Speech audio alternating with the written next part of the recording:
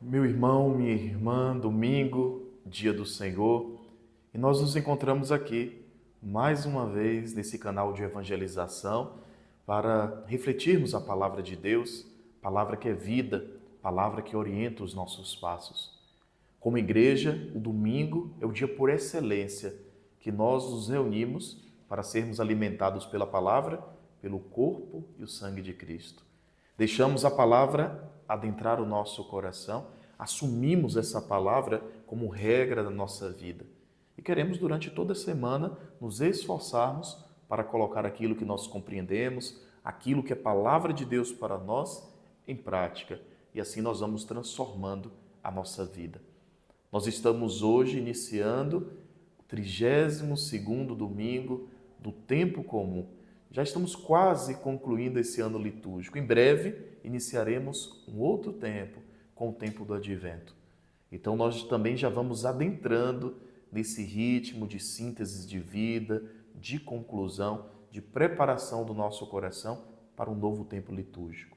A primeira leitura desse domingo é uma leitura do livro dos Reis. E aqui o profeta Elias é enviado à cidade de Sarepta e ele faz aqui um encontro com a viúva. Nós sabemos que com a divisão do povo de Israel, o reino do norte ficou um reino ali tido como um reino dos pagãos e o reino do sul. Elias, ele sai do reino do norte e vai ao encontro dessa viúva lá no reino do sul. E recordamos também que por causa da infidelidade, da idolatria, da adoração a outros deuses, o povo estava passando por um tempo de muita dificuldade, de muita privação, sem chuva, com muita seca. E é nesse contexto que Elias se encontra com essa viúva que não pertencia a um povo religioso e sim a um povo pagão. E quando Elias se encontra com ela, Elias pede um pouco de água. Imagine, aquela mulher já está na seca, alguém pede água, ela vai buscar. E quando ela está no caminho, Elias diz, traz também um pão. E é como se aquela mulher dissesse, pelo amor de Deus, não me peça mais nada, eu estou sofrendo, eu só tenho aqui um pouquinho de farinha, um pouquinho de óleo para fazer comida para mim e para o meu filho e esperar a morte chegar, porque nós só temos para hoje. Mas diante da palavra do profeta, que é o enviado por Deus, aquela mulher confia. Ele diz, não, prepare esse pão e Deus não vai deixar que nada te falte. Ela prepara aquele pão, come ela, o profeta, o filho, e a palavra diz que a medida da farinha não baixou, nem o óleo terminou. Meus irmãos e minhas irmãs, essa palavra nos fala da confiança em Deus. É preciso confiar inteiramente em Deus. Aquela mulher, por obediência à palavra, ela faz a experiência de arriscar tudo que ela tem em obediência ao que o profeta diz de um Deus que não abandona, de um Deus que é misericordioso. É interessante percebermos que o que Deus realiza na vida daquela mulher não é abundância. Ela agora não tem farinha de sobra, nem óleo de sobra para que ela possa desperdiçar. Deus dá a ela o que ela precisa para aquele dia. E a palavra diz que até o final, até que venha um novo tempo, Deus não vai deixar nada que falte. Assim também o Senhor age na nossa vida. O Senhor nos dá o que nós precisamos a cada dia. Basta confiar nele, basta entregar a nossa vida a ele, abrir o nosso coração para o Senhor.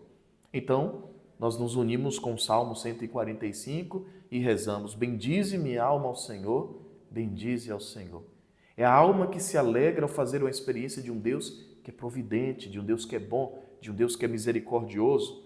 O Salmo vai nos dizer, o Senhor é fiel para sempre, o Senhor abre os olhos aos cegos, o Senhor ampara a viúva e o órfão, o Senhor nos provê sempre, se nós caminhamos com Ele. A segunda leitura é da carta dos Hebreus. E precisamos também, para entender essa leitura, recordar que no rito dos judeus, uma vez por ano, o sacerdote entrava no templo para oferecer o sacrifício pelos seus pecados e pelos pecados do povo. E todos os anos esse rito se repetia. O sacerdote precisava mais uma vez voltar no templo e fazer esse sacrifício. Agora, os hebreus nos lembram que Jesus, ele não entrou em um templo humano, mas ele entrou no reino dos céus. E é lá que ele oferece, uma vez por todas, o verdadeiro sacrifício. Não mais sacrifício de animais, mas a própria vida de Jesus.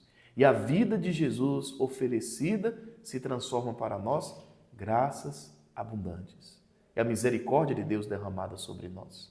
Então, não mais aquele sacrifício realizado em um templo humano e um sacrifício que precisava se repetir a cada ano, mas agora Jesus, ele é o Cordeiro definitivo, se entrega uma vez por todas para a salvação da humanidade. O Evangelho que nós vamos escutar hoje é palavra de Deus que vai justamente nos dar a entender todo esse processo da liturgia da palavra de hoje. O Senhor esteja convosco, Ele está no meio de nós. Proclamação do Evangelho de Jesus Cristo, segundo Marcos. Glória a vós, Senhor. Naquele tempo, Jesus dizia no seu ensinamento a uma grande multidão: tomai cuidado com os doutores da lei. Eles gostam de andar com roupas vistosas, de ser cumprimentados nas praças públicas, gostam das primeiras cadeiras nas sinagogas e dos melhores lugares nos banquetes. Eles devoram as casas das viúvas, fingindo fazer longas orações. Por isso, eles receberão a pior condenação. Jesus estava sentado no templo, diante do cofre das esmolas, e observava como a multidão depositava suas moedas no cofre. Muitos ricos depositavam grandes quantias. Então chegou uma pobre viúva que deu 2 pequenas moedas que não valiam quase nada. Jesus chamou os discípulos e disse: em verdade vos digo, essa pobre viúva deu mais do que todos os outros que ofereceram esmolas. Todos deram do que tinham de sobra, enquanto ela, na sua pobreza, ofereceu tudo aquilo que possuía para viver. Palavra da salvação. Glória a vós, Senhor. O Evangelho nos apresenta a figura de uma viúva, assim como na primeira leitura. A viúva na primeira leitura, a viúva de Serepta, confiou inteiramente em Deus. Essa viúva do Evangelho, ela entrega tudo que ela tem nas mãos de Deus. E aqui o Evangelho faz uma contraposição entre 2 realidades de fé, de relação com Deus. A primeira realidade, os doutores da lei, os escribas, aqueles que tinham orações bonitas, frequentavam todos os ritos, se vestiam bem, mas o coração não valia nada.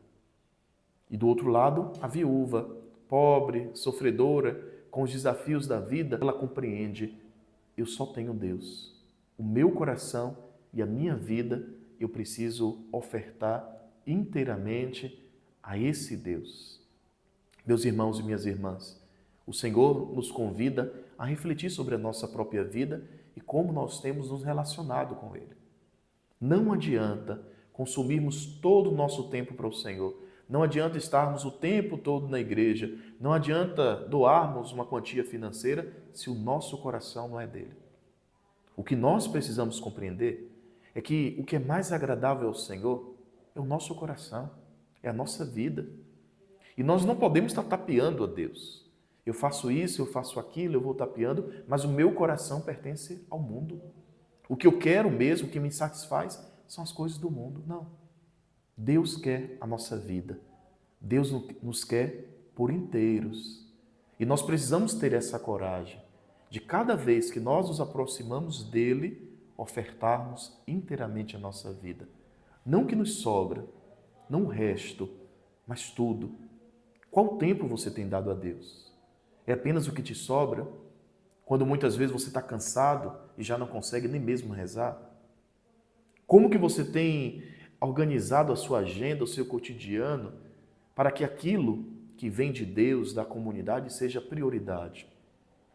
A missa dominical, você deixa se sobrar tempo depois do lazer, depois de tudo que você fizer, se tiver tempo você participa? Se não, é mais o domingo que fica para lá?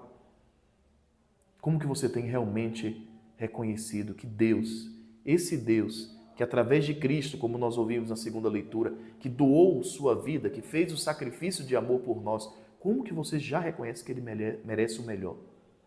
Que Ele merece tudo, que Ele merece o nosso amor. Por isso, nesse domingo, peçamos essa graça. Senhor, dai-nos um coração capaz de Te amar acima de todas as coisas. Dai-nos, Senhor, a capacidade de compreender que a nossa vida precisa estar inteiramente entregue nas Tuas mãos, sem reservas. Que Ele nos abençoe, que Ele nos conduza, que Ele nos dê a graça de vivermos bem essa semana. O Senhor esteja convosco, Ele está no meio de nós. Que o Deus e que bondade te abençoe, abençoe a sua família, em nome do Pai, do Filho e do Espírito Santo. Amém.